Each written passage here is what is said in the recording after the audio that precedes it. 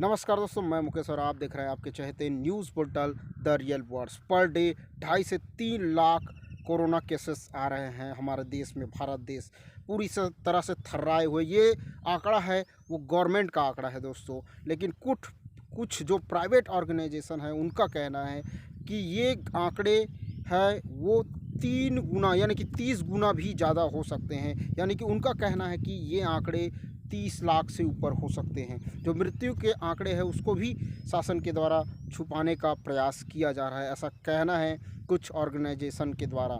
जी हाँ दोस्तों, जो मृत्यु के आंकड़े को भी इसी तरह से दर्शाया गया है। 10 से 15 गुना अधिक बताया जा रहा है जो मृत्यु के आंकड़े हैं पर डे के हिसाब से।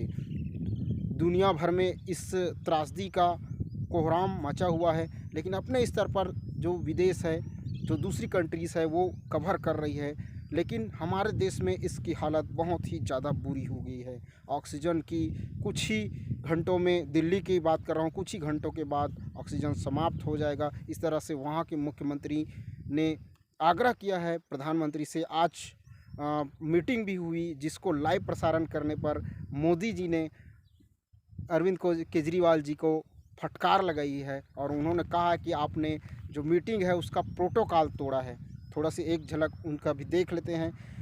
अरविंद केजरीवाल सिर्फ इतना करना चाह रहा था कि उनकी जो भी मीटिंग की बात है, जो भी आप बात रख रहे हैं, जिस तरह से दिल्ली के हालात बने हुए, ऑक्सीजन की कमी हो रही है, उसको मांग किस प्रकार से वो प्रधानमंत्री से कर रहे हैं, इसकी लाइव टेलीकास्ट हो और जनता इसे देखे कि किस प्रकार से मीटिंग में निर्णय लिए जाते हैं। जनता के लिए ये लाइव टेलीकास्ट के जरिए जनता को पता चले, यही मानसिकता के रूप में अरविंद केजरीवाल ने इसे लाइव टेलीकास्ट कर दिया। लेकिन दोस्तों, प्रधानमंत्री ने उसके इस लाइव टेलीकास्ट की वजह से उन्हें लताड़ लगाई और फटकार लगाई कि आपने वर्चुअल मीटिंग का, जो गोपनीय मीटिंग का जनता को बताया है, जनता को पता चलने दिया है, जनता के सामने इस मीटिंग को लाइव टेलीकास्ट किया है। इसके बाद अरविंद केजरीवाल ने क्षमा मांगी, माफ़ी मांगी। थोड़ा सा एक वीडियो देख लीजिए दोस्तों।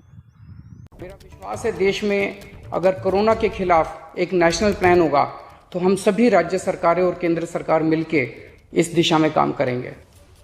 सर, कोरोना की वजह से दिवंगत आत्माओं को शांति मिले। हाँ जी सर। ये हमारी जो परंपरा है, हमारे जो प्रोटोकॉल है, उसके बहुत खिलाफ हो रहा है कि कोई मुख्यमंत्री ऐसी इन हाउस मीटिंग को लाइव टेलीकास्ट करें। ये उचित नहीं है। ये हमने हमेशा संयम पालन करना चाहिए। ठीक है सर, इसका ध्यान रखेंगे आगे से। सर, मैं सभी आत्माओं को शांति मिले जिन जिन लोगों का इस दौरान कोरोना की वजह से जिनका देहांत हो गया, और उनके परिवारों को दुख सहने की शक्ति दे।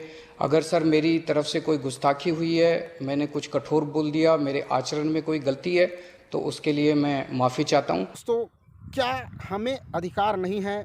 इन जो सिक्योरिटी मीटिंग है वो तो ठीक है, जो इंटेलिजेंस मीटिंग है वो तो ठीक है, लेकिन जो हमारे त्रासदी लोग मर रहे हैं उसके लिए जो मीटिंग है उसे हमें जानने का क्या अधिकार नहीं है? हमें देखने का अधिकार नहीं है? क्या हमारे प्रधानमंत्री जी हमारे लिए कर रहे हैं उसको जानने का हमें अधिकार नहीं है? यही बस एक गुस्ताखी की थी अरविंद केजरीवाल ने और इसको लताड़ लगाई है।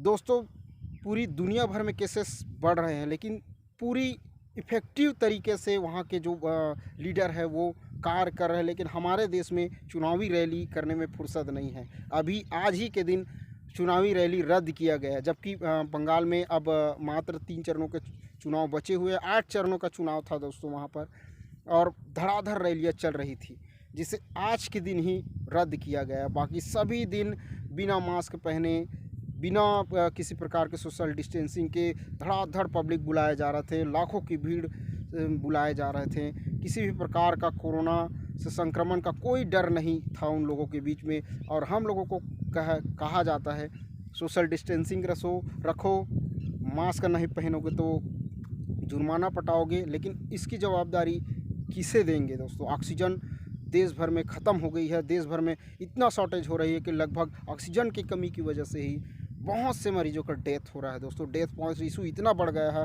कि हम आपको बता नहीं सकते। केवल ऑक्सीजन की कमी की वजह से, सभी जगहों पर केवल ऑक्सीजन की कमी की वजह से डेथ पॉइंट रेशो बहुत बढ़ गई है। बहुत से जैसे कि वाराणसी के भट्ठी यानी कि जो शव दाह करते हैं, इलेक्ट्रॉनिक्स दाह करते हैं जिनमें यानी कि लाशों को जलाते हैं इलेक्ट्रिक्स, वहाँ का भट्ठे कंटिन्यू जलने से दोस्तों वहाँ पर उसका पंखा फ़ैन होता है वो गल गया है दोस्तों। आपको क्या बताएं, इतनी तकलीफ़। गुजरात में यह हालत पहले सी हो गई है, जो भट्ठी शव दाह होते हैं वो पूरी तरह से जल गए हैं दोस्तों, मतलब गल के यह शव दाह ही बंद हो गई है। इस प्रकार से शव का जिस प्रकार से हो रहा है, एम्बुलेंस नहीं मिल रहे हैं, इस प्रकार से त्रासदी मची हुई है कि कोई हद नहीं है। ये एक बात है दोस्तों, जो महानगरों में है, जो भीड़ भाड़ इलाकों में, शहरों में ये स्थिति बहुत ज़्यादा पैनिक हो गई है, बहुत ज़्यादा बढ़ गई है। और इसके जिम्मेदार आखिर कौन है दोस्तों? पिछले वर्ष की तुलना में 8 माह का समय मिला था गवर्नमेंट को, लेकिन किसी भी प्रकार से सर्वे के अनुसार से किसी भी प्रकार से बेडों की संख्या, हॉस्पिटलाइज की संख्या और ऑक्सीजन प्लांटों की संख्या नहीं बढ़ाई गई। टेंडर तो पास हुआ, लेकिन इसको जो ऑक्सीजन प्लांट लगाने के टेंडर पास करने में ही 8 माह लग गए दोस्तों। केवल 5 प्लांट्स लगाए गए जो कि अभी वर्तमान स्थिति में चल रहे हैं केंद्र गवर्नमेंट के द्वारा। अब आप कहेंगे केंद्र गवर्नमेंट को ही क्यों इसके जिम्मेदार ठहराया जा रहा है, तो आप सभी को बता दें दोस्तों, ऑक्सीजन का जो सुचारू रूप से चलाया जाता है वो केंद्र गवर्नमेंट के हाथ में होता है। जो ऑक्सीजन का सप्लाई मेंटेनेंस चलता है वो केंद्र के हाथ में होता है। आप सभी को बता दें कि राज्य के हाथ में कुछ भी नहीं होता। ऑक्सीजन, पेट्रोलियम, ये सभी केंद्र के हाथों में होता है, कुछ बहुत बड़ी चीज़ों में से दोस्तों। इसलिए ये सारे जिम्मेदार केंद्र शासन का है। जिस प्रकार से कोरोना पिछले वर्ष भी आया था और इस वर्ष डबल ट्रेजेडी और डबल खतरनाक होकर लौटी है, और लाशों का ढेर और बहुत ज़्यादा डर की स्थिति, इतना भय की स्थिति है कि लोग अपने घरों में आज ही इतना डर गए हैं कि घरों में ही एक दूसरे को खिलाफ बहुत घटिया व्यवहार किया जा रहा है, बहुत बेकार व्यवहार किया जा रहा है दोस्तों। आज हमारे छत्तीसगढ़ में ही एक हादसा सामने आया, जब एक कोरोना मरीज़ ने फांसी लगाकर आत्महत्या कर ली। जी हाँ दोस्तों, ये बहुत ही, आप कोरोना हो गया है इसका मतलब ये उसको छूत की बीमारी हुई है, ये ऐसा कभी मत समझिए। कोई ज़रूरी नहीं है कि उसका डेथ हो जाए और आपको भी उससे भले ही दूरी बनाए रखिए, लेकिन दोस्तों इतना छूत और व्यवहार से उसको मत देखिए कि उसका जो मानसिक संतुलन है वो बिगड़ जाए।